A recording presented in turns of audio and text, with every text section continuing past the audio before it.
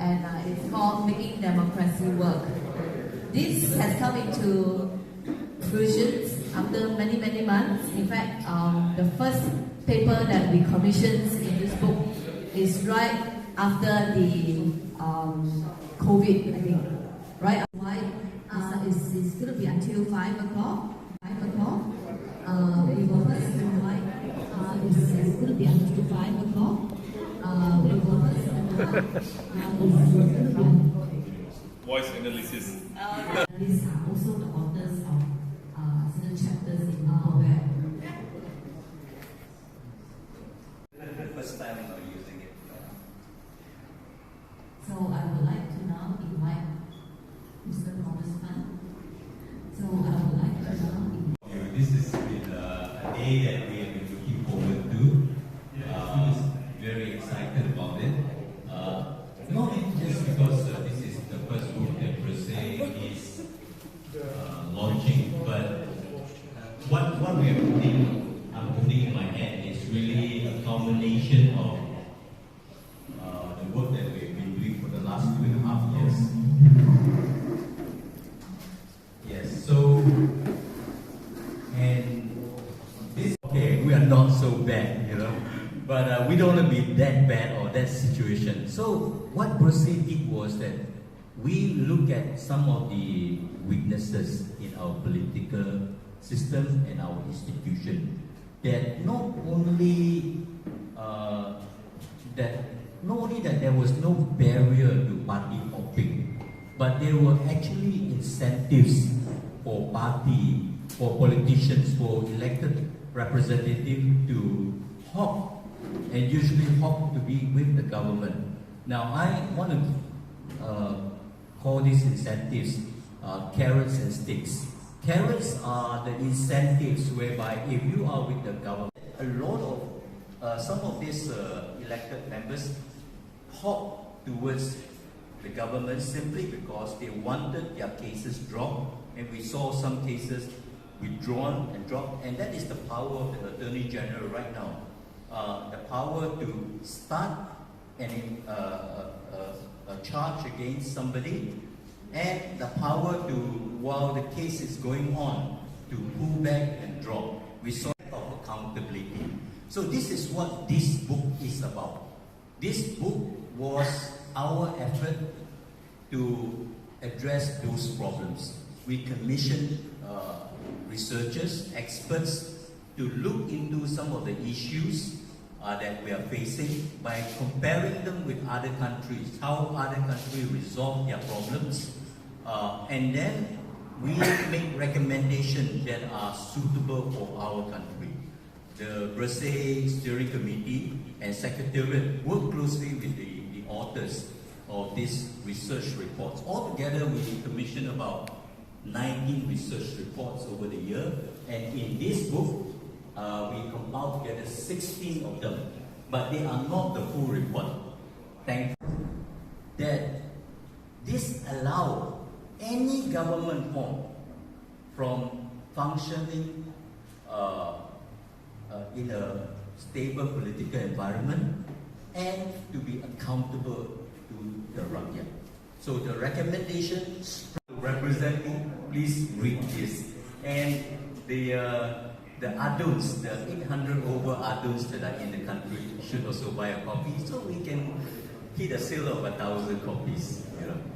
And so that's the situation. So we is over there for producing this book in quick time. This book in time is literally hot off the press. This is the first time I'm holding it, I'm looking at it, and so from 10, and you join me in counting down from 10 to 1, and then 9, 8, 7, 6, 5, 4, 3, 2, 1, launch!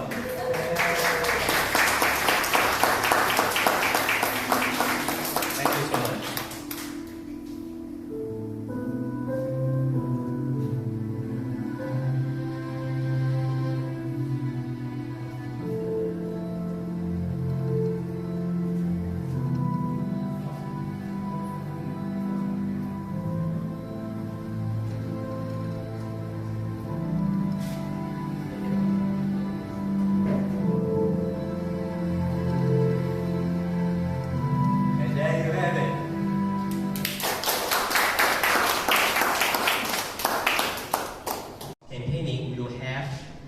lawmakers, elected lawmakers.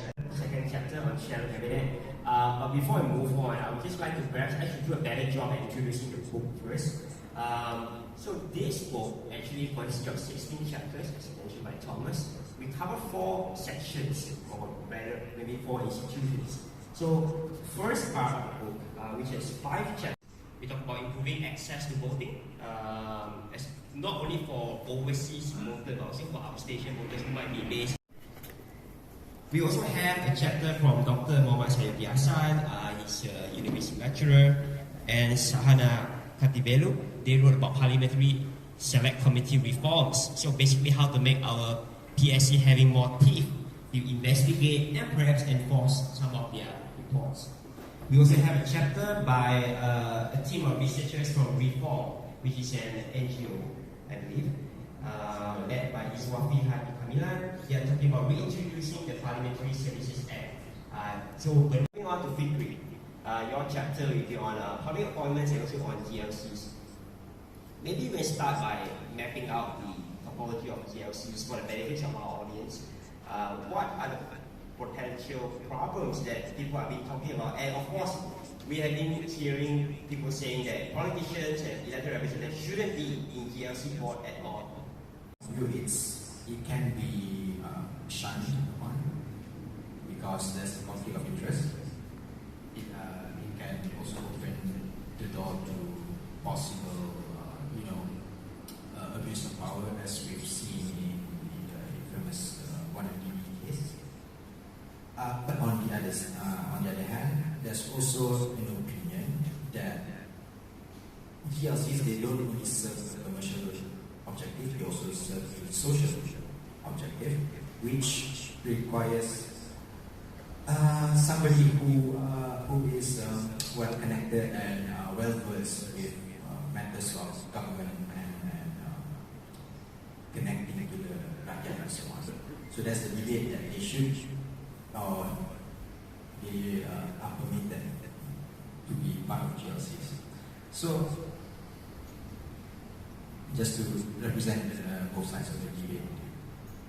But in Malaysia's case, we have seen that appointments of political members and MPs into government and government-owned enterprises have been abused, especially in these recent, not only during Ismail Sabri, but also during Muhyiddin's, and also who's before Muhyiddin, Mahathir. Yes, this particular chapter is the shortest chapter that I contributed, and in terms of the time frame also, it was done before the Sheraton move. So it is kind of an odd chapter, and if you look at it, it is called Establishing a National Address Registry with Unique Identifiers. Assign the responsibility of looking at the electoral roll, how to clean it up, because at that time we were exposing all the problems that we were having with the electoral roll, and one of the main problems was the absence or incomplete address of voters. There were about 50% at that time of the voters on the electoral roll that did not have an address. So if you don't have an address, how can you be certain that this person should be voting in that constituency? It's a massive problem. And we have a different way, just with the J dot whatever, or JLN dot, or spell it with who, you can spell it Taman. There is no standardized way how you name it. So what happened is that when somebody becomes registered as a voter in the past or eligible to vote, the election commission workers have to decide where you are staying. So they will look at the address, and in their best guess, they will look at the road and then their best guess locality, and then attach the locality to that voter. So some are people who are from probably from living in Selangor, but they have to make decision for someone over in Sabah, Sarawak, or Johor, places they have no idea what it looks like, what the places are for, and they make that kind of decision. And this is where errors has been formed, built and approved by the town council, is given a unique ID. So that ID is attached as long as the property is still around, it's attached. So this is how that when you register yourself as a person, you are asked what is your address. Your address is 100% clear because it is attached to the property ID. So there is no way now for